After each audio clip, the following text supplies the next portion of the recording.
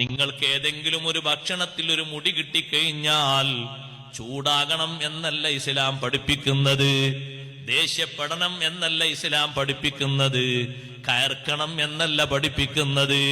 ആ ഭക്ഷ്യവസ്തുവിന്റെ വിലയും നിലയും തൂക്കവും പറഞ്ഞുകൊണ്ട് അവിടെ സമരസപ്പെടണമെന്നല്ല പഠിപ്പിക്കുന്നത്. പകരം ഏറ്റവും നല്ല സഹന സ്വഭാവമാണ് ഹബീബ് റസൂലുള്ളാഹി സ്വല്ലല്ലാഹു അലൈഹി വസല്ലമ തങ്ങൾ നമുക്ക് പഠിപ്പിച്ചു തന്നിരിക്കുന്നത്. തങ്ങൾ വെള്ളം കൊണ്ടുവരാൻ ആവശ്യപ്പെട്ടു കുടിക്കാൻ അംർ ഇബ്നു അഖ്തബിൽ അൻസാരി റളിയല്ലാഹു അൻഹു പാനപാത്രത്തിൽ വെള്ളം കൊണ്ടുവന്നു.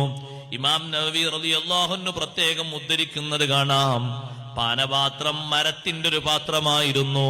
മരപാത്രത്തിൽ കുടിക്കാനുള്ള വെള്ളം കൊണ്ടുവന്നപ്പോ ആ വെള്ളത്തിലേക്ക് നബി സല്ലല്ലാഹു അലൈഹി വസല്ലം ഒന്ന് നോക്കിയപ്പോൾ ഒരു മുടി കണ്ടു.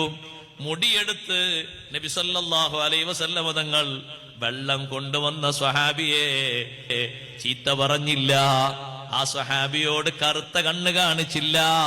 അവിടുന്ന് എന്താ ചെയ്തത് എന്നറിയോ? മുടി ഇങ്ങനെ ഉയർത്തിപ്പിടിച്ചൊരൊറ്റ ദുആ, അല്ലാഹുമ്മ ജമ്മിൽഹു.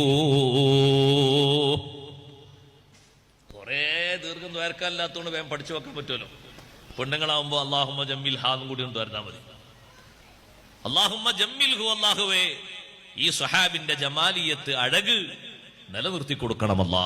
നല്ല ഭംഗി, ഏത് പ്രായത്തിലും നല്ല ഭംഗി, നല്ല ആരോഗ്യം നിലനിർത്തിക്കൊടുക്കും.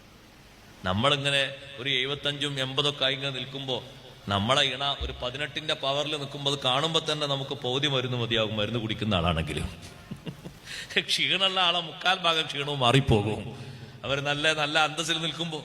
അപ്പൊ ദ്വാരക്കുന്നതല്ലേ നല്ലത്. അല്ലാഹുമ്മ ജമ്മിൽഹു എന്ന് തങ്ങൾ ദുആ ചെയ്തു.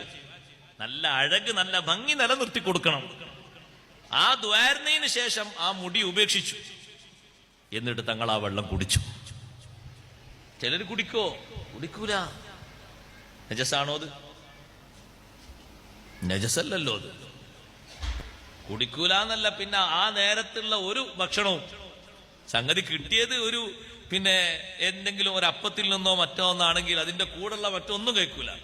പിന്നെ സങ്കല്പിക്കണം അതിലൊക്കെ മുടിയുണ്ട്.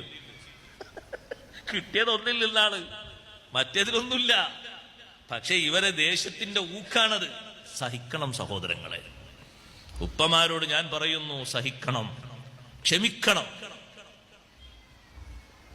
പലയിടത്തുനിന്നും കേൾക്കുമ്പോ ബേജാറായി പോകും. അപ്പൊ പിന്നെ അങ്ങനെ ചിന്തിച്ചോ, ഇമ്മാതിരി കയർത്താല് മനസ്സിന് വേദന വന്നിട്ട് പിന്നെ എങ്ങനെ കുറെ ആൾക്കാർ ജീവിതം അവസാനിപ്പിക്കാതിരിക്കുക? അങ്ങനെ ചൂടാകാൻ